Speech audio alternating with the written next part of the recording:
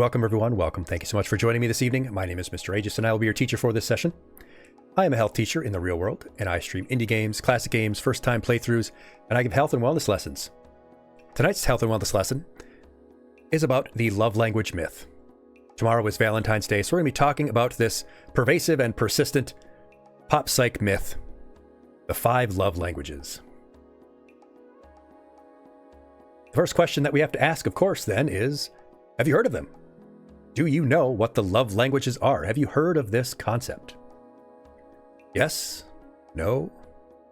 What is love? Are you familiar with it? Pawnima is?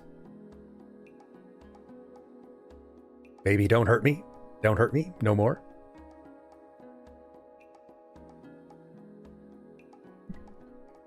I mention this because I've actually seen it taught in health classes before. I've actually seen health teachers, when talking about relationships with usually middle school or high school students, they'll actually talk about the love languages.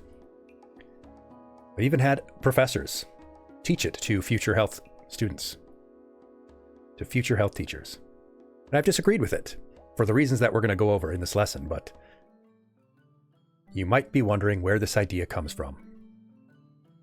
Well, this comes from a book published in 1992 by a Baptist church staffer.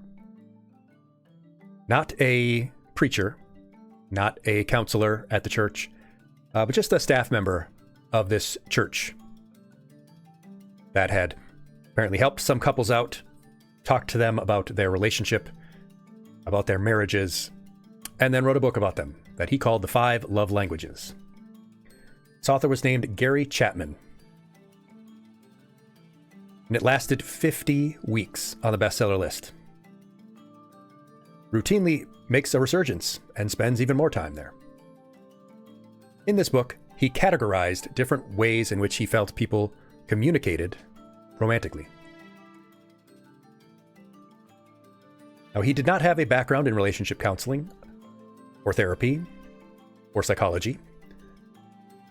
But the basis of his work, then, is, unsurprisingly, love and marriage from a religious background.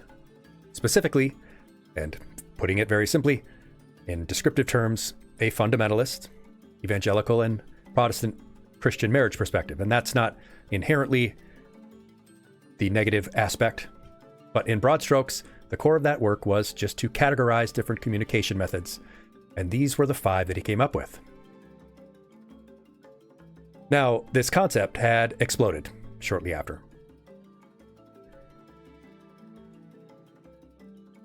It spread very rapidly and then spawned about 1 billion derivations. You might have seen the term, the 5 love languages of blank, or the love languages of some concept. There's books about the 5 love languages in the gym, in the workplace, the 5 love languages of children, the 5 love languages of marketing. I saw a paper called the 5 love languages of prostate cancer practitioner or something like that. You'll see just the wildest applications of this concept. And as Rao points out, it is very chicken soup for the blank-coded marketing. And that's exactly what it is. One I saw was the 5 love languages in teaching trainees how to perform endoscopies. Yeah, it was a paper written in a gastroenterology paper or whatever. A gastroenterology magazine. Magazine? Journal.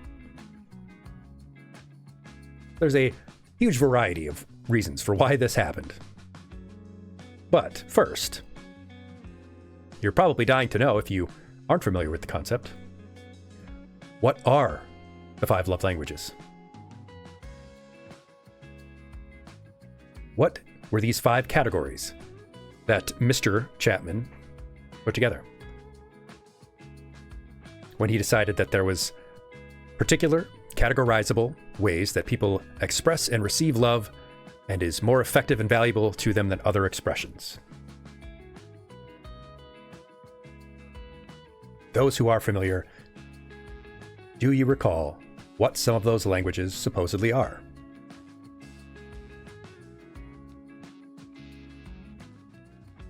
I'll give you one that I think people tend to forget. One of them is words of affirmation.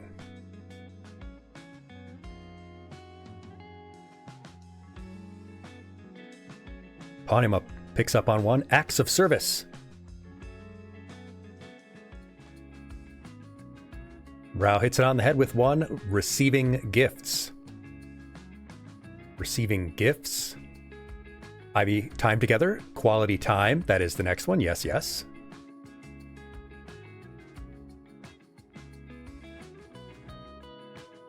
So receiving gifts, quality time, acts of service, words of affirmation, and the last one, well, physical touch.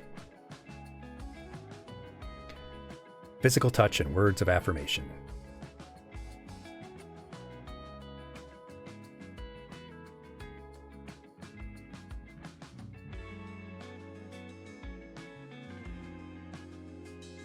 So those are the 5 categories: receiving gifts, quality time, acts of service, physical touch, and words of affirmation.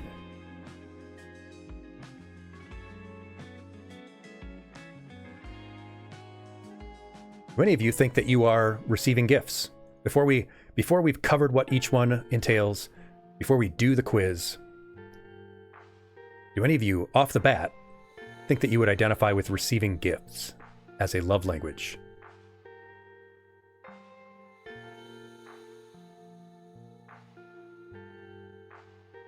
This is what the author originally called visual symbols of love. It's said that if you feel appreciated and valued when someone thinks enough of you to get you something, your love language is this one.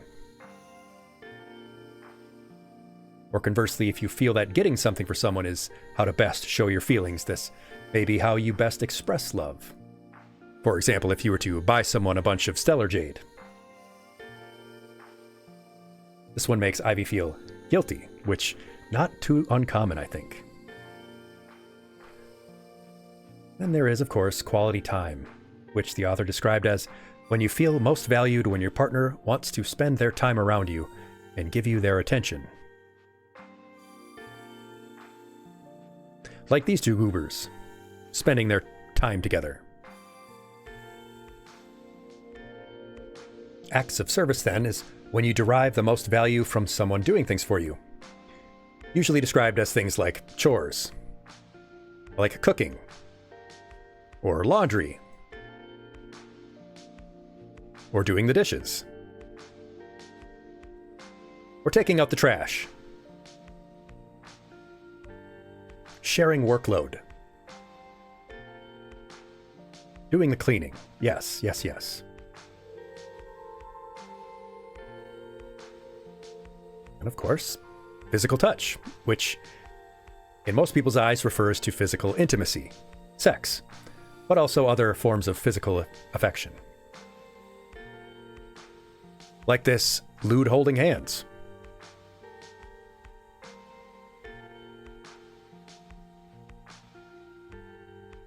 And lastly, words of affirmation, meaning, well, compliments, verbally appreciating someone, praise. It can be words, it can be notes, it can be letters. Basically, but much more deeply, affirming things about the person that you appreciate. Their behaviors, their attributes, affirming the things that they do for you, communicating your appreciation for them in some verbal way.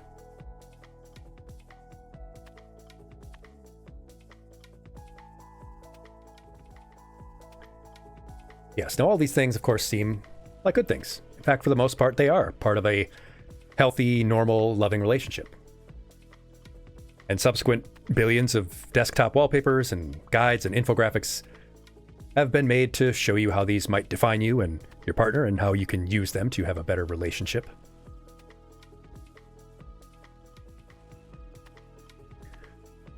But you probably want to take the test if you haven't. So why don't we take the test together first? We've talked about the fact that this author has put forth 5 potential love languages and what each love language is. So why don't we take this quiz together first?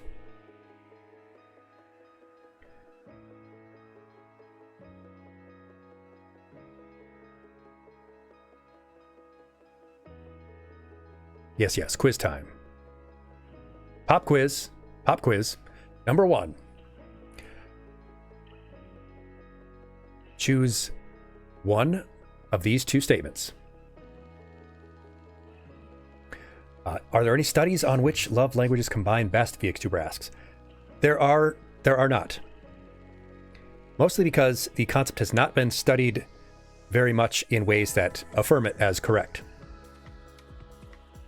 After we take this quiz, I have a couple of studies that I'm going to mention that will talk about the results of the application itself.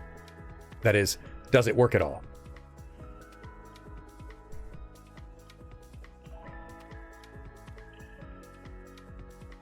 So you can open up a notepad or... Yes, that's right. Damply Dude, this guy is a pastor. So we're going to break down, well, the things that he got wrong. Because a lot of the studies that have been done, a lot of the formal research studies that have been done, have not found very solid results using this. So we have a couple of studies that I have collected and we'll talk about. And some of the reasons why it may not work for everyone. And then we'll talk about a relationship psychology method that is potentially better. So the first statement. I like it. The first statement. Choose one of these 2. I like to receive notes of affirmation from you. Or I like it when you hug me. Which of those 2 do you think best describes you? Without thinking about it too hard, your initial gut reaction.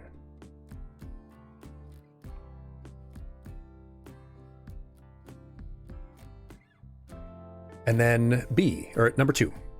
I like to spend one-on-one time with you, or I feel loved when you give me practical help.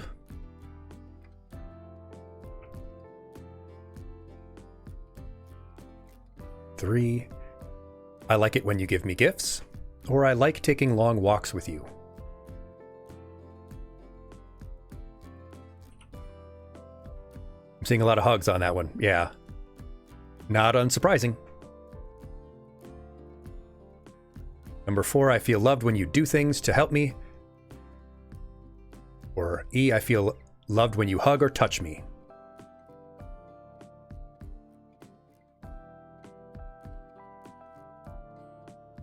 Number 5, I feel loved when you hold me in your arms. Or C, I feel loved when I receive a gift from you. Number 6, I like to go places with you, or I like to hold hands with you.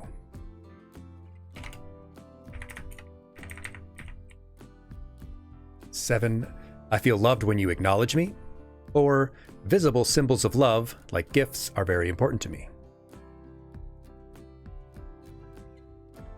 How about, I like to sit close to you, or I like it when you tell me that I'm attractive.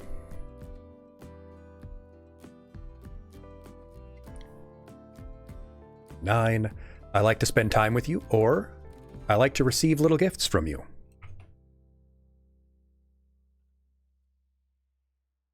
Number 10, I know you love me when you help me, or your words of acceptance are important to me. Number 11, I like to be together when we do things, or I like the kind words you say to me.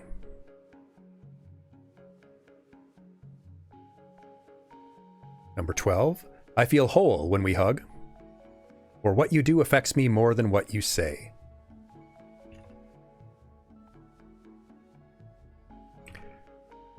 "13, I value your praise and try to avoid your criticism, or several inexpensive gifts mean more to me than one large expensive gift."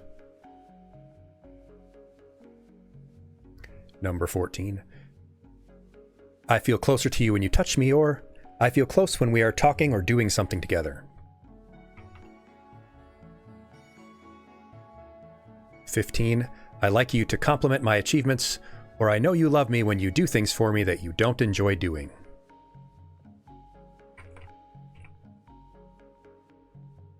And 16, I like for you to touch me when you walk by, or I like when you listen to me sympathetically.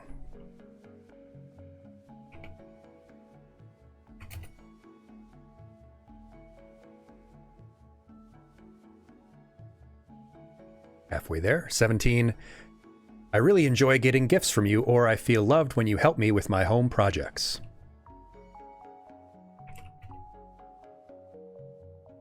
18. I like when you compliment my appearance, or I feel loved when you take the time to understand my feelings. 19. I feel secure when you are touching me, or your acts of service make me feel loved. 20. I appreciate the many things you do for me, or I like receiving the gifts that you make. 21. I really enjoy the feeling I get when you give me your undivided attention, or I really enjoy the feeling I get when you do some act of service for me. 22. I feel loved when you celebrate my birthday with a gift, or I feel loved when you celebrate my birthday with meaningful words. 23. I feel loved when you help me out with my chores, or I know you are thinking of me when you give me a gift. 24. I appreciate it when you remember special days with a gift, or I appreciate it when you listen patiently and don't interrupt me. 25. I enjoy extended trips with you, or I like to know that you are concerned enough to help me with my daily task. 26. Kissing me unexpectedly makes me feel loved, or giving me a gift for no occasion makes me feel loved. 27. I like to be told that you appreciate me, or I like for you to look at me when we are talking. 28. Your gifts are always special to me, or I feel loved when you kiss me. 29. I feel loved when you tell me how much you appreciate me, or I feel loved when you enthusiastically do a task I have requested. And lastly, I need to be hugged by you every day, or I need your affirmation daily. Let's count these up.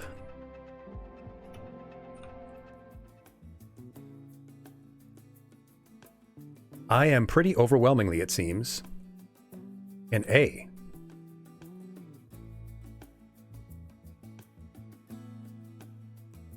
I had 10 A's, so it would seem that words of affirmation would be mine.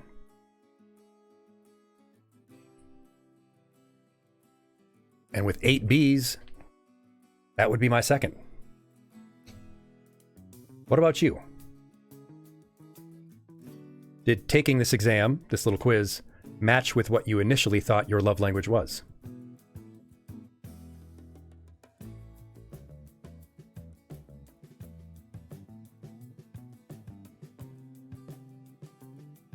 Of course, I've taken this kind of quiz a lot. I've been given this lesson a few times, but the Vtuber's results are mostly B's, 10 B's. So a quality time love language. Quality time for Ivy as well.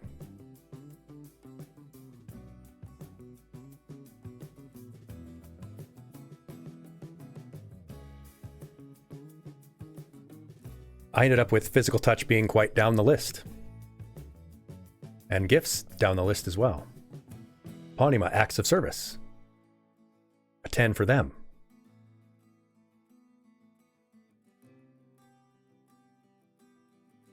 So a big variation between us. Pawnima had a 0 on receiving gifts. Very interesting result.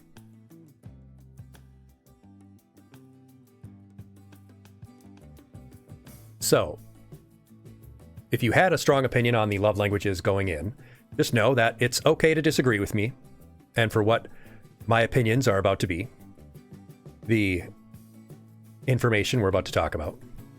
It's okay to disagree, but we're going to talk about why this concept blew up, why it persists, and then we're really going to break it down and say, do we actually have love languages? Are there 5 love languages, and are these the 5 languages? And Do they actually help? And lastly, if not, what else might help more?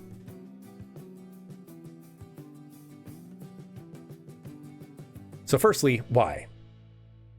Why did this concept explode, and why does it persist? Well, it was a perfect storm of things during that time period in 1992. The first major reason why this concept exploded is that it is very fun-sounding pop psychology. It sounds legit. It sounds like psychology. The author did not have a background in psychology. They, at the time, did not have any education, did not have any certification of any kind, no qualifications to speak of. But it sounded like psychology.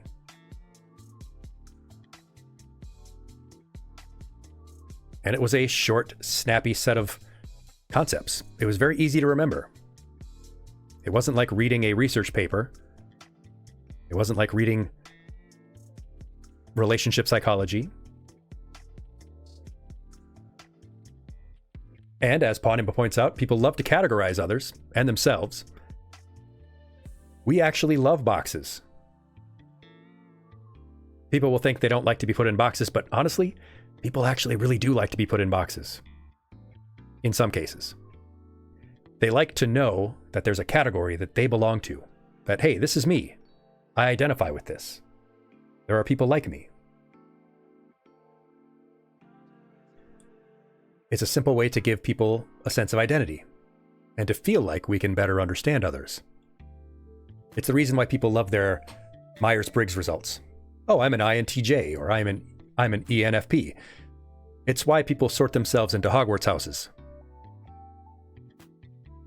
And naturally, the fact that it's about something as important as love and relationships makes it an even more attractive concept, so to speak. Love sells. It's a pretty major, important thing. Yes, Dragon, people like to put themselves into boxes. They may not necessarily like others to tell them what they are, but we like to think about it for ourselves. And it came at just the right time. Self-help and reading these kinds of books was a rocket just taking off. Yes, every Reddit moderator damply do is an INTJ. Push the glasses up on their nose. Actually. Exactly.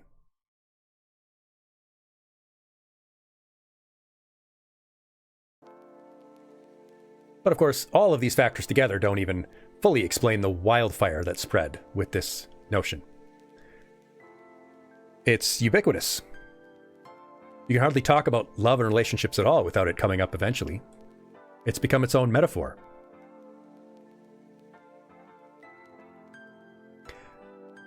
But just because all of these things on the screen are true doesn't necessarily mean that the concept is incorrect.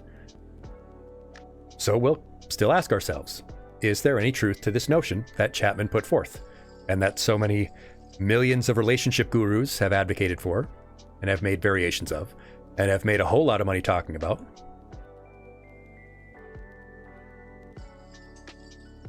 You'll have websites like Psychology Today and a million other unlicensed relationship therapists using the concept of the love languages.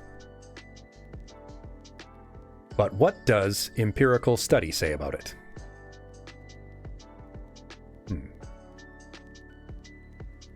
There's still more to talk about. It doesn't hurt that the concept was perfect for the internet, right? It was perfect for the emerging internet. Rapidly digestible, easily spreadable. Quick little fun quizzes that people take, like, what are my Pokemon types? What is my Hogwarts house?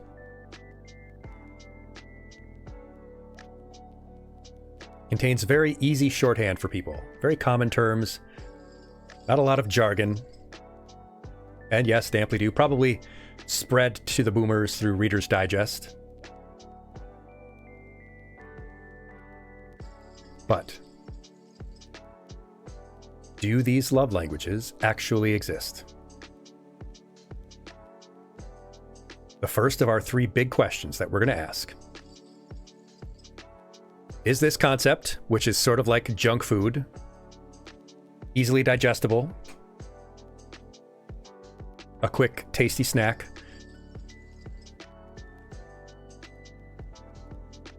do they exist? Well, the results of studies on the love languages show that most people endorse multiple love languages. When they take these kinds of tests, most people endorse multiple of the languages. They don't just pick one and say, that's me. They usually say, well, I'm a mix of a couple.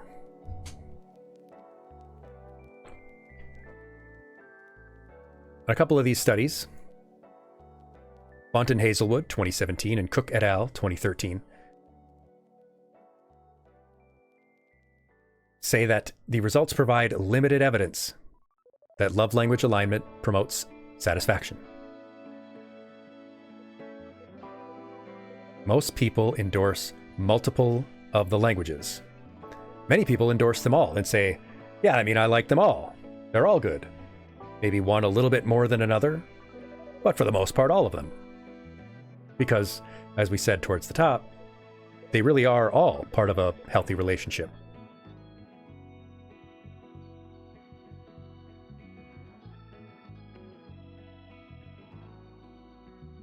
People's preferences can shift.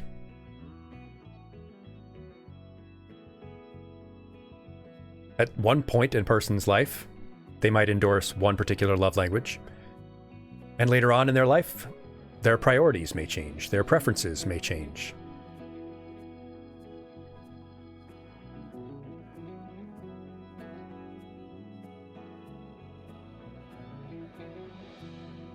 When people take this test, sometimes their results don't match with what they expected.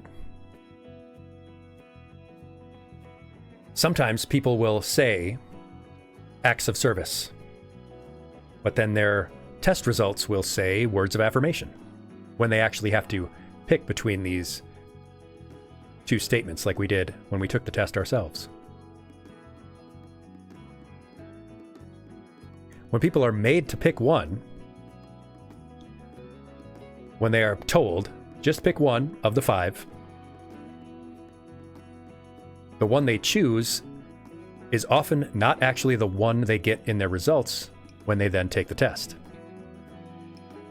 So are they lying to themselves when they pick one?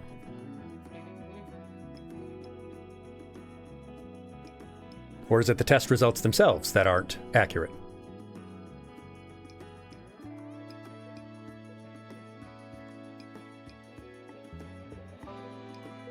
Well, most of the research that's been done shows that self-regulation contributes a lot more to people's satisfaction. That is, one's ability to regulate their own emotions.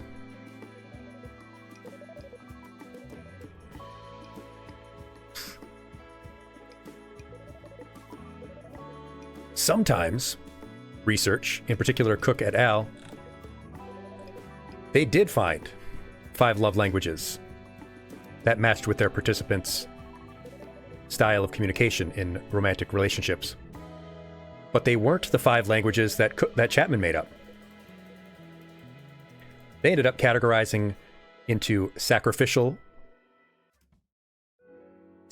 acts, intimate acts, quality time, supportive acts, and comforting love. 5 completely different languages aside from quality time.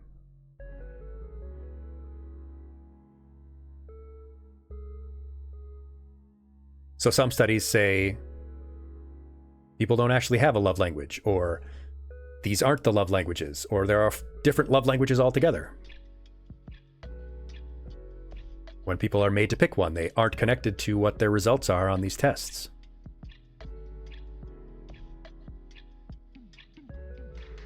So are there 5 at all? Well, I'll tell you, I don't really know. In fact, I don't really know how Chapman arrived at these 5 in the first place. How did he pick these 5? They don't seem to have come naturally. They're not organic. They don't really appear in other studies previously to it. It was just what he arbitrarily decided was a nice round number of them. But are these 5 even distinct enough? Could they overlap? Could they be split? Could there be more that aren't described here? As Bonima points out, he could have even named them better. Supportive acts sounds so nice. Acts of service doesn't sound as good.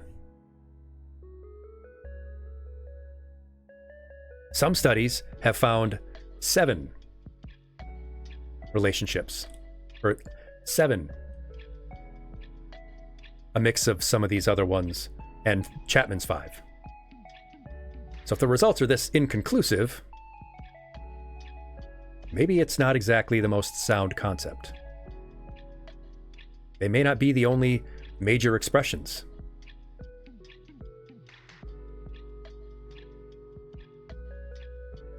As Ivy points out too, can you spend quality time without any of the other languages being involved? Very good point. There could be many more. Some of them could only have meaning when the others are involved. Chapman's list is also very top-down, where you are looking at the relationship from above and categorizing people's actions and words into these different subject areas, rather than what the research suggests, which is bottom-up. That is, you care about what the words or actions are first. Our third major question, we asked, do love languages exist? We asked, are there 5 of them? And are these the 5 categories? Number 3, well, does it work? Does this concept work at all? Well, study on the final aspect has been pretty limited, because when you have a hard time even finding if people have a main love language, and what those languages even are, and how many there are, studying whether or not people's main language matching or not matching with their partner is pretty challenging.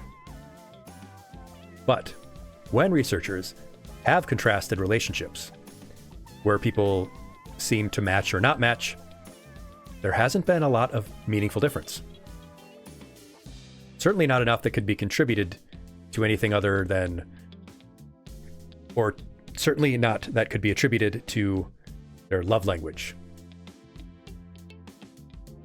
One particular study put it pretty simply, Blandon McQueen, 2018, quote, "None of these studies found empirical support that couples which match their partner's love language have higher relationship satisfaction." There's little support for the idea that your love language matching a partner's works. There's also little support that doing them, or trying to match your partner, even if it's not your particular preferred way to express, leads to higher satisfaction. So maybe it helps, but the research doesn't bear that out. So it would have to be, as Vtuber puts it, more of a guide rather than a formal means of improving your relationship. One's preference seems to have little effect. And as we said earlier, self-regulation matters.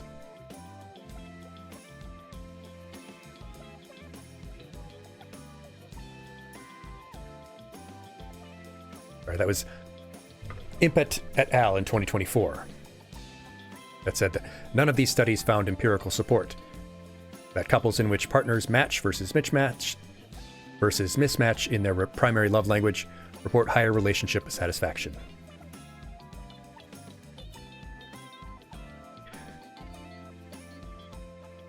So let's sync this pop psych with what the studies say. Sarija et al. 2021. Factorial analysis showed that the 5-factor solution was not supported, and love language compatibility did not affect couples' marital satisfaction. Popular psychology concepts need to be under the scrutiny of scientific investigation. Flicker and Sancier Barbosa, 2025. Participants' satisfaction with their partner's primary love language behavior no better predicted relationship satisfaction or perceived love than the lower ranked love languages. Polk in 2013. Of special note is the finding that behavioral discrepancies offer more explanatory power than the behaviors themselves. Bunt and Hazelwood in 2017. Results provided limited evidence that love language alignment promotes self-satisfaction. Self-regulation contributed greater variance in satisfaction. And Impant, Park, and Weiss, 2023. In conclusion, perhaps the ironic lesson learned from evaluating the popular, yet now empirically debunked concept of love languages is that researchers need to speak science in a language that the public can more readily connect with and understand. They kind of hit the nail on the head in terms of why it got so big and popular. Because it spoke science in a language the public understood readily and could connect with, even if it wasn't actually rooted in science and was rooted more in Chapman's anecdotal experience. Yes, there is one particular dubious, questionable thing about the author themselves that we need to discuss, and how it colors this whole concept. The source themselves, Mr. Chapman, well, they are dubious. Mr. Chapman's entire concept is centered around one particular perspective on love and relationships. Now, given the fact that he wrote this when he was a staffer at a Baptist church, we can guess what that perspective might be. But I think it's encapsulated pretty well by a reader early on, a woman named Anne, who reached out to him as she was having trouble in her marriage. She asked him, she wrote to him, "Is it possible to love someone you hate?" She said that she felt used and not loved during sex. Chapman advised her that, well, his love language must be touch, and that his secondary love language was affirmation, and so he told her that she should affirm him and stop verbally complaining, that she should take more initiative in sex, and that she should surprise him by being sexually aggressive. Citing the Bible, he told her that she can love someone she doesn't like. That pretty well encapsulates his perspective on the whole thing.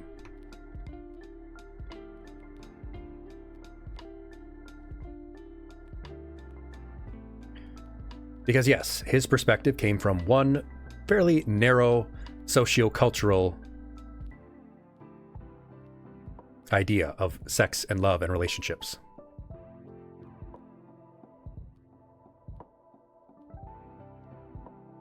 That being said, is there still a use?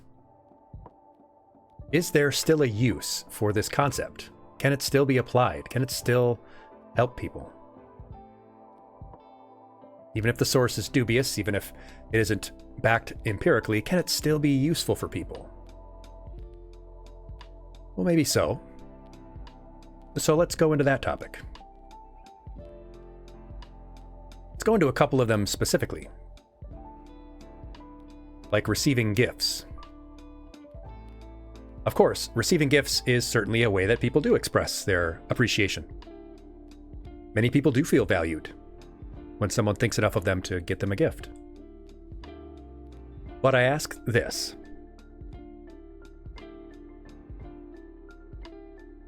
What the gift is, who it's from, when they give it to you, where they give it to you, why they gave it to you, which of these matters most? What's the most important factor in receiving gifts? I'll put it like this. Let's say I love to get gifts. Let's say that I grew up without very much, which would be true. So today, when someone sacrifices out of what they have to give to me, it means a lot. But I only like practical gifts. Maybe growing up without much makes me value useful and practical gifts a lot. But I find little luxuries to be useless and wasteful. is my love language receiving gifts? Let's say I answer and I get 12. Let's say I get 12 on receiving gifts when I take the test, more than anything else. Receiving gifts would be listed as my love language, but I only like certain kinds of gifts. And in fact, I strongly dislike other kinds of gifts. Yes, Raul, receiving tools. If I got a big case of Snap-on tools, maybe I would love that. But if someone got me a fancy watch, I would be like, can we take this back and get a down payment on a new car or something? Ivy says, context and intent. Is it even the gift that matters at all? For that matter, and I like to do this switcheroo. Let's say I have the exact same background with the exact same results, but growing up without a whole lot, I only ever got practical gifts, shoes and socks. So now today, when someone does give me a sentimental gift or a little luxury, it means way more. Two people could have the same background and the same experiences and end up with a completely different perspective. The person it comes from makes a huge difference too, right? Say someone who doesn't have a lot. They don't have a lot of means. They go to the trouble of making something thoughtful. Even if that particular gift wouldn't make someone feel loved if it was from someone else, the fact that it came from someone who doesn't have very much, but took the time and the resources that they did have to make something, well, it meant a whole lot. But an empty thought gift, as Damplidu says, might mean nothing. And you have to pretend to appreciate it, yeah. And that's just a psychological strain on the receiver.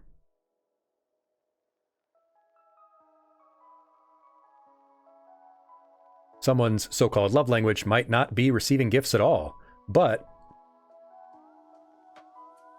that person gave them something when they didn't have very much of their own. And that's what made it meaningful. So does the giving and receiving of gifts really even matter as a category when it's everything else about it that matters?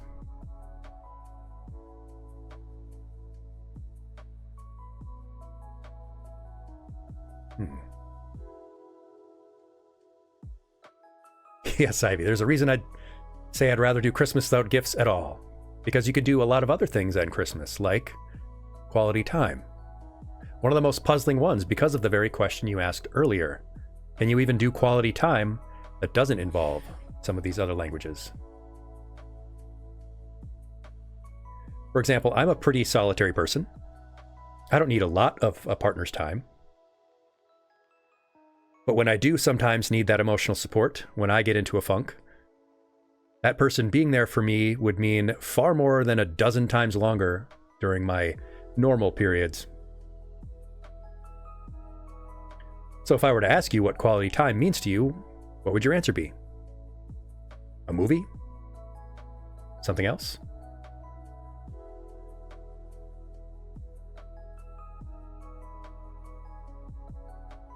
One of my favorite points to raise about quality time is if an online quiz or the original Chapman survey determined that quality time was your love language, could that be influenced by things about your current partner or partners you've had in the past? Perhaps a previous partner was not very present, didn't really meet that need. And so now you answer very strongly for quality time on these quizzes.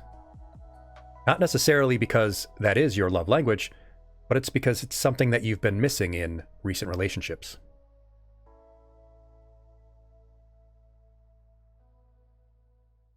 It could be the opposite, though. Perhaps you felt smothered by a past or present partner. And now quality time isn't really that big of a deal. Well, maybe you're getting the exact amount of quality time you need in your relationship with your current partner or a recent partner, so you don't answer very highly on quality time questions.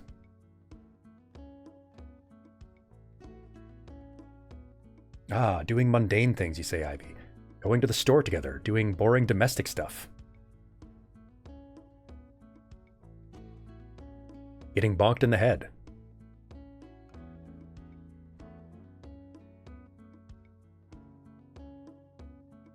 But hey, the quiz told you that this is your love language.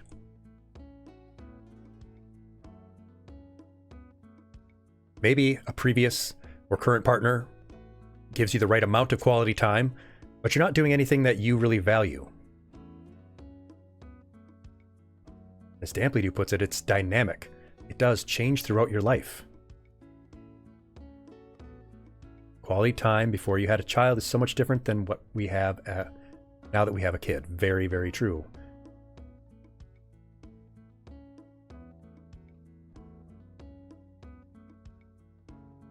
Of course, we do have to talk about physical touch. Naturally, people jump to sex when they think about this. But physical affection in general is what we mean here. Though this has a huge variety of meanings for people. One might enjoy sex and find it an important expression of love, but they might be very uncomfortable with other types of physical affection. They might not be comfortable with physical displays of affection, holding hands, kissing, but they are perfectly comfortable with sex in private. Or vice versa.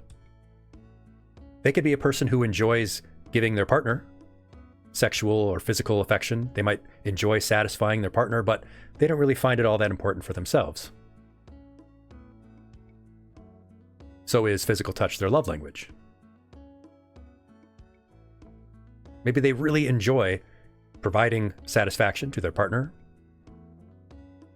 but it's not a huge deal for them. They care a whole lot more about other stuff. Is it their love language or not? What's their motivation for it?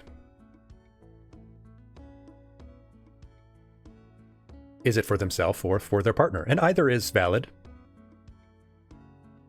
Ivy is not comfortable with PDA, but would be happy to cuddle for hours in private. And maybe that might conflict with someone else's enjoyment.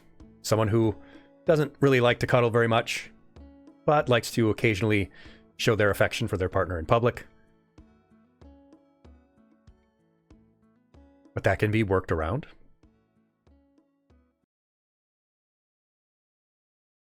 There are also cultural considerations to keep in mind. Again, Chapman in his work placed a lot of emphasis on how the woman, because this is completely heterosexual relationship based in his view, he placed a lot of emphasis on the woman providing physical touch to the partner, and strongly emphasized that men would necessarily, preferentially want that from them.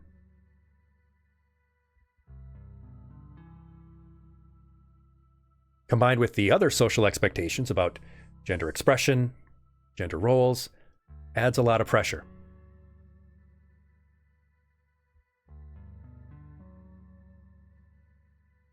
What people are or aren't comfortable with, or what is or is not considered appropriate, varies by culture, varies by society.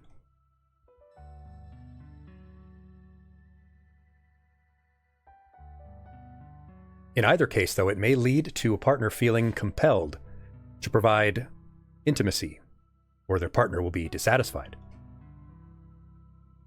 And one or the other partner, perhaps influenced by past experiences, past partners,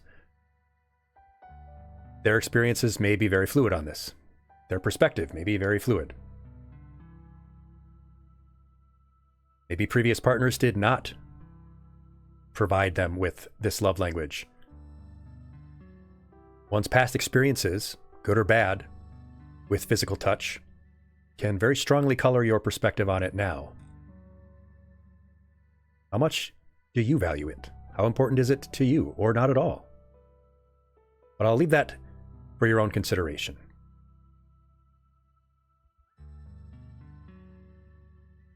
people's comfort level with intimacy also changes dramatically as their relationship changes.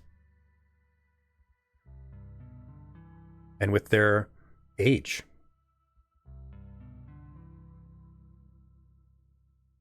Physical touch may not be as important to them as a love language. Other ways of expressing their affection might become more important to them. But these tests don't really take that into account. Now, all that being said, people do still get enjoyment out of taking these tests. And many people think, and they may be right, well, as long as it's done in a harmless way and it's not something people are seriously basing their relationships on, then it's fine. And that's true. But some people take these kinds of things very seriously. It's not like when someone has a casual interest in their, say, astrological sign, and it's a fun thing to look up, think about. But if you were really making your decisions based on star charts, that could lead you to some problems. There are some negative consequences that research and relationship psychologists have noted when people take these love languages seriously. You might have already deduced what my position on the love languages are, but just because I think that they aren't necessarily a benign, harmless, quirky online quiz that can tell you, what character from Dawson's Creek you are. When we're talking about relationships, especially romantic relationships, this kind of thinking can skew our perspectives. This is one of the reasons why I disagree with this concept being taught in schools, because it is sometimes taught in secondary school, middle and high school. I don't think that we should be planting this idea in students' heads.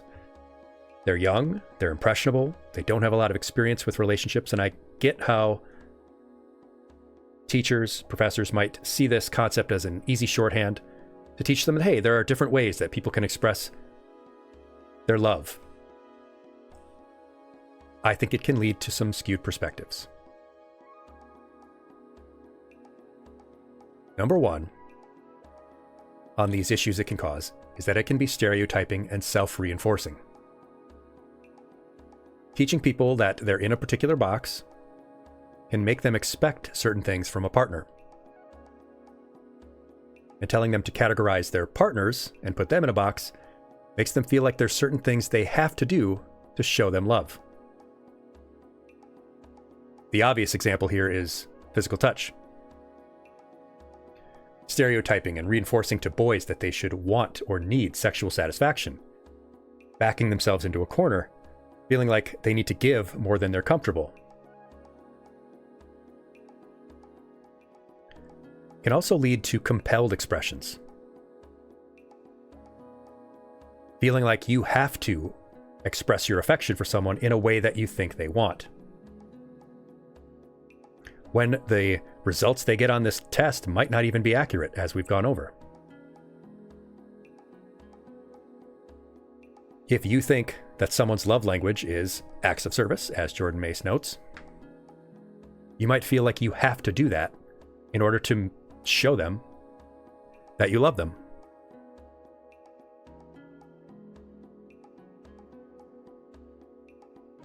Can also lead to insincere expressions. Doing things not out of love or because you want to, but because that's going to make the person like you. Which might make an action that's perfectly nice to do not actually make the person feel appreciated.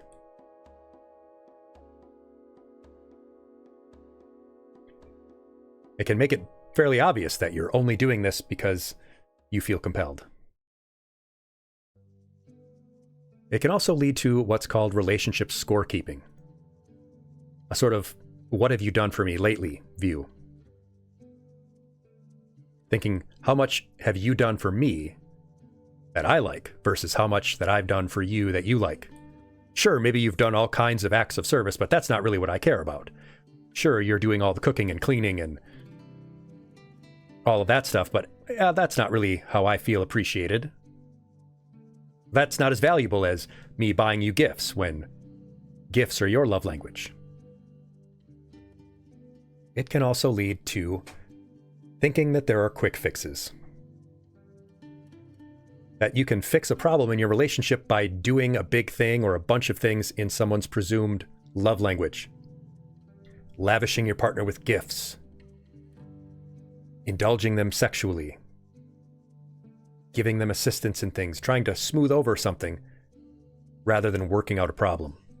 Rather than working out whatever the relationship issue is, simply thinking, well, their love language is such and such, I'll just do that stuff for them.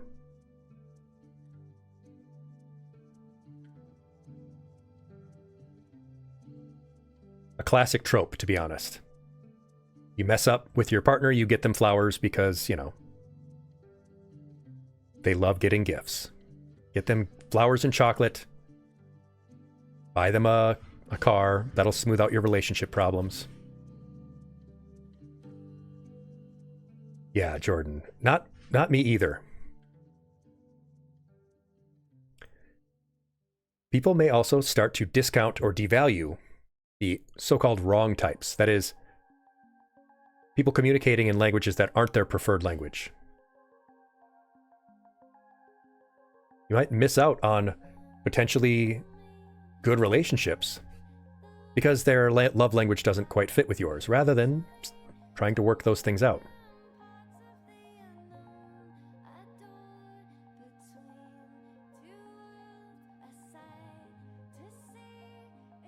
They may fixate on things that they think are their language, or what they think their partner's language is, without thinking about the context and intent that we were talking about earlier. Does that gift mean something because of who it's from, or what it is, or that it was thoughtful? And by fixating on these things, it can lead to a lot of confusion. You do something for someone, or you behave towards your partner in a way that you think is their love language, but it doesn't work.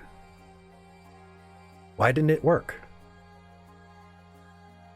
They love quality time, and I'm spending a lot of great quality time with them. Why isn't our relationship improving? Or why are they feeling like they're turning away from me? When it could have nothing to do with the amount of the quality time you're spending with them.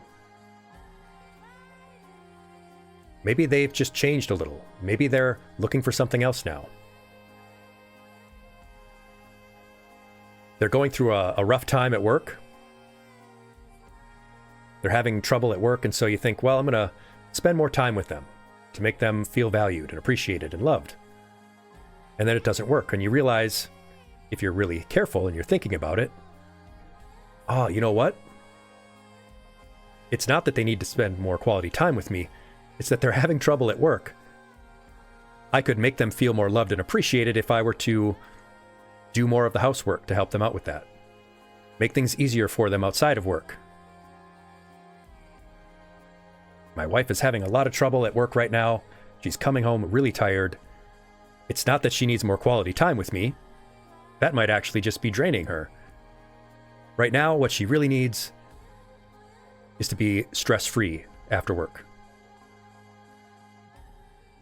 But if you're thinking more in the terms of love languages, you might not be looking at the right things.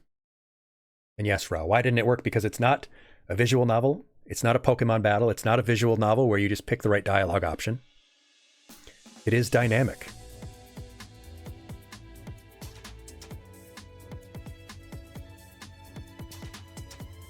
Your needs can change over time. As your relationship grows, it might lead you to wanting and needing different things.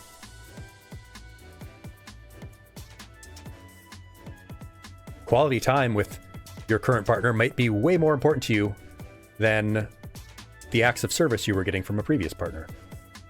Yes, and Chrono Trigger music did just pop on, which we love. This confusion can be very troubling, especially for young people who are still figuring this stuff out.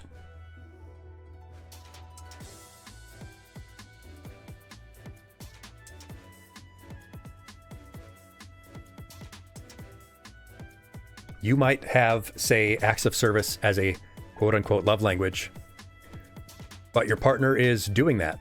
They're meeting that need, and so it doesn't feel like a big deal to you anymore. We're always looking for the things we're missing.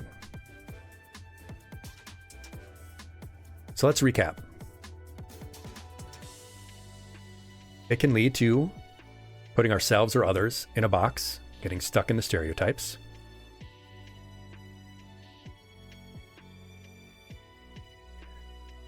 They're based on some pretty outdated norms, and they can reinforce some obsolete values. It can cause people to miss good relationships or get stuck fixating on finding the right expression rather than doing what's in their heart. People might end up keeping score. What have you done for me lately? There's huge variation within each of these love languages based on the context and the intent. It can confuse people on, how do I validate my partner? I think that they want me to do this, but why isn't it working? And it's all rooted in one social cultural view, that of Mr. Gary Chapman. As far as the evidence goes, there's little evidence that we have love languages. The love languages that he listed are fairly arbitrary and have a top-down perspective, and there's minimal backing in the research that they actually help relationships. Many of these categories overlap. Expressions of any language in some of this research shows an improved relationship. Mismatched languages don't actually show lower satisfaction. When any of these types of actions are done in a relationship with positive intent, done with the intention of showing your partner that you value them, validating them, they improve your relationship. So there's missing evidence. The concept is arbitrary, and the research just isn't there. As Jordan puts it, if your wife was having a hard time at work and coming home drained, you would do the things that she usually does so they are done when she gets home, so she can rest. Exactly. And that's a dynamic situation. When the situation changes at work, her needs will change.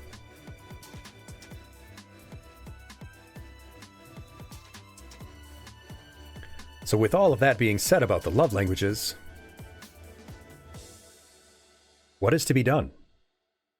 What can we do differently? Well, I'll tell you one thing, very generally. I'll give you one word, and then we'll go over one particular method that might be an alternative. And the first word is communication. What a shock.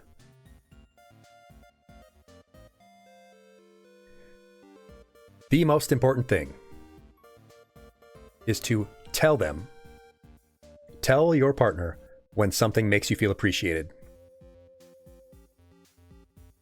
I'll give it to you, Rao. Talk. Yes, we can count that as communication.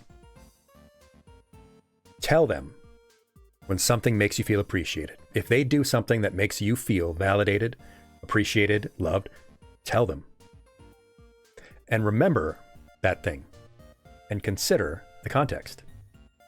Because it might have been something they did that made you feel good that didn't really have anything to do with the action itself. It wasn't even really about the act of service they did, but rather the context they did it in. It wasn't that they did some task for you. It was that they noticed you were tired, you were drained. They noticed you were having trouble, and that's why they did it for you. When normally you have things under control, you don't even really care to have help with that thing normally. It was just that they noticed. Tell them about it. Remember it. And ask them, when you do something for them, if it made them feel appreciated. Did you like that? I did this because I wanted to help you. Did it help? I did this because I wanted to show you how much I care. Did you feel like that? Did you enjoy this? And if they do, remember it. And remember the context of it, just like for yourself. Because like you, it could be that it had nothing to do with the act itself. And the reverse of these is, of course, true. Tell them if something makes you feel unappreciated, and ask them if something you did made them feel unappreciated. Talk. Tell them what's on your mind. Ask them what's on theirs.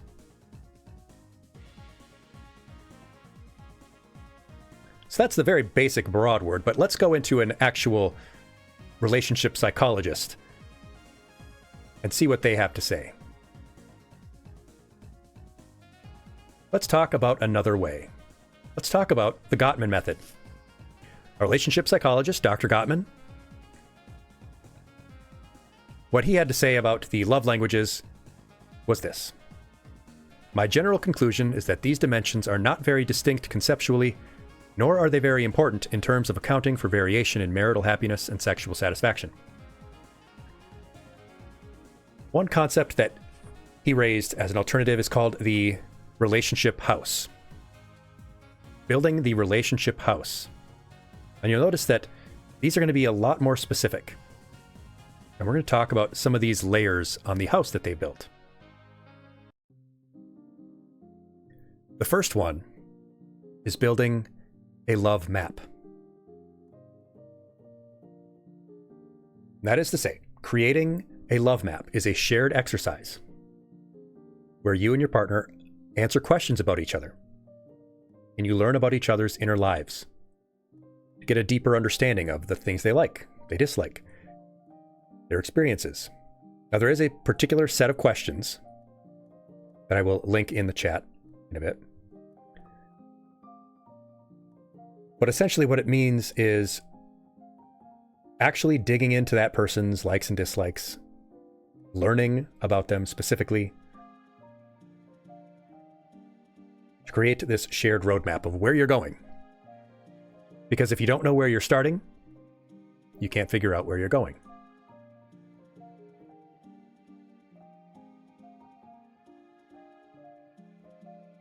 The second step is to promote fondness and admiration. The second part is based on the idea that there are two opposing feelings in a relationship: fondness and contempt. Now, contempt feels like a pretty strong word, but it's just describing it very basically.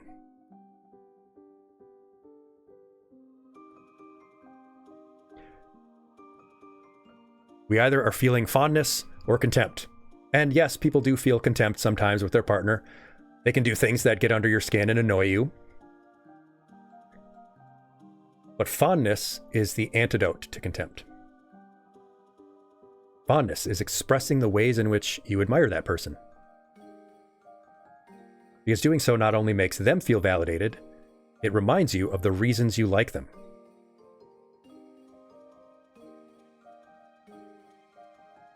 Why did you like that person in the first place? You ask yourself, what do I admire about this person? What do I like about this handsome badger man? Yeah, they've done things that have annoyed me recently, but you know what? I really admire this about them.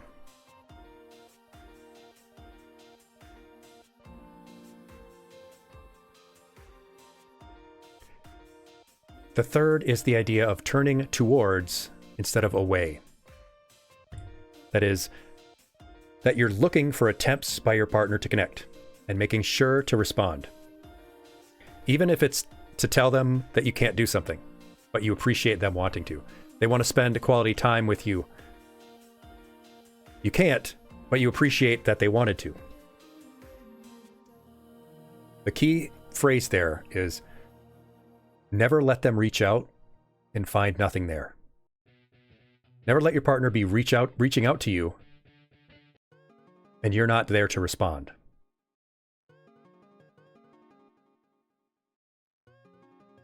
That can be hard for people who self-isolate like myself, but it's important to at least acknowledge any attempt that they make.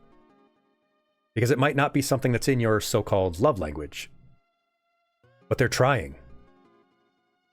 They tried for a reason.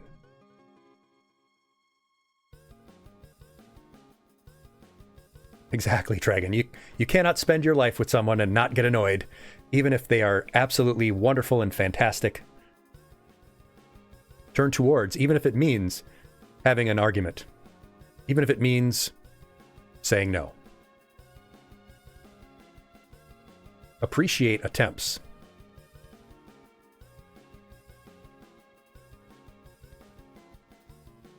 The next layer is to maintain a positive perspective. That is, assuming good intentions and actively noting those positive attributes about your partner, but also yourself, to build your own self-worth.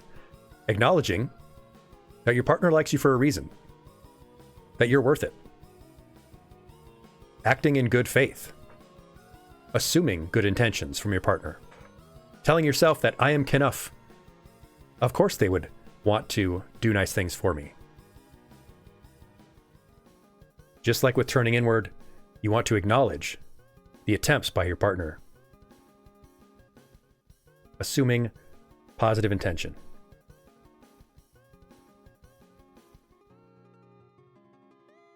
The next two are managing conflict and supporting each other's goals. Because conflict will happen in any relationship.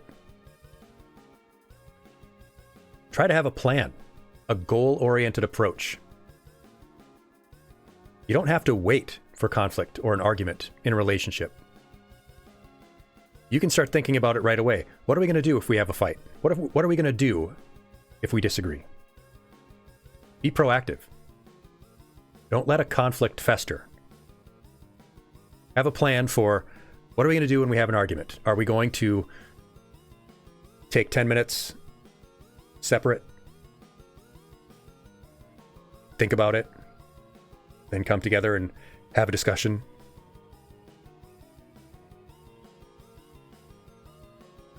How are we going to handle our conflicts?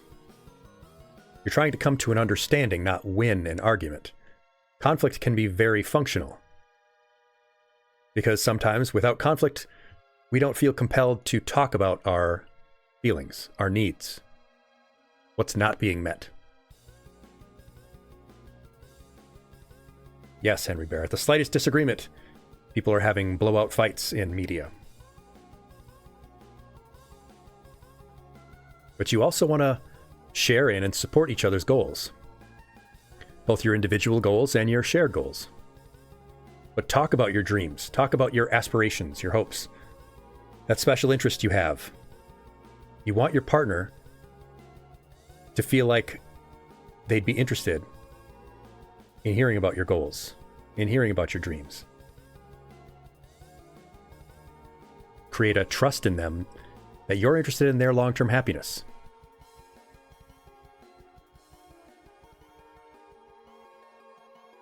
My favorite is the top level of the relationship house that Dr. Gottman talks about, and that's creating shared meaning. Shared meaning can mean the things you do together, little rituals, your weekly walk in the park, your favorite shared movie, the habits you develop together, your inside jokes, things that you share that are special to your relationship, how you celebrate holidays together, the way in which your story is your story, the narrative of your life together. What kind of couple are you? When a sports team lines up, they're all in the same uniform, they all have the same mascot, same logo, their fans have particular cheers and chants, they have a shared history, the stadium plays particular songs during the breaks. The team and the fans have a shared meaning. They're very easily identified as being a team. You and your partner can be very easily identified as being a team. Find ways to share meaning. you might be noticing that a lot of these things, they apply whether it's romantic or platonic relationships. I try to apply some of these concepts here. I try to create a sense of shared meaning together with all of you.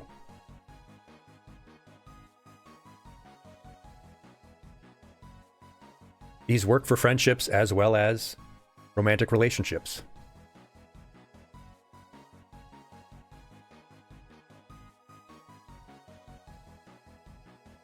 Turning towards rather than away. Fondness and admiration. These can be applied very generally.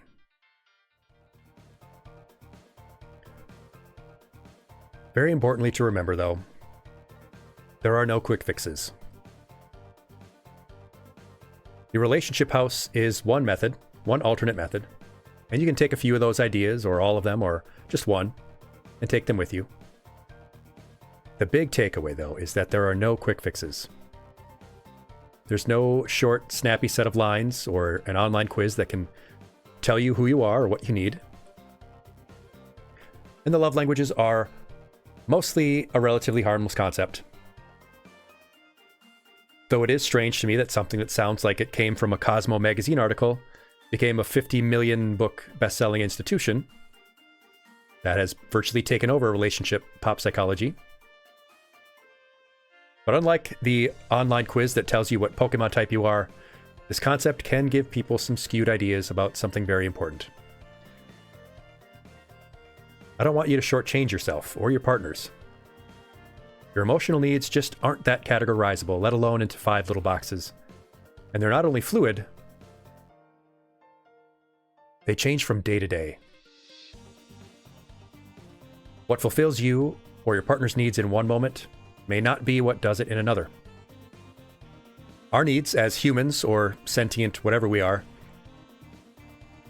fluid.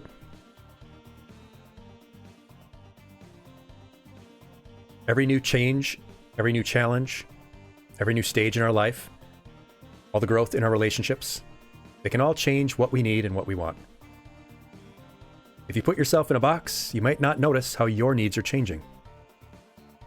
So take the time to introspect. Think about what you really need. And then communicate it. Tell them about it. So again, think about your needs. Talk to your partners about their needs.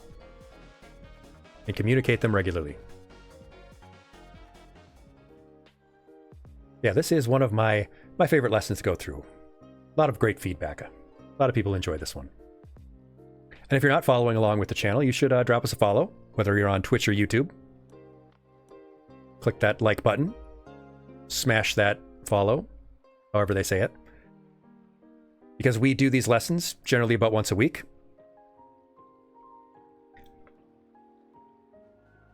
But you all did a great job.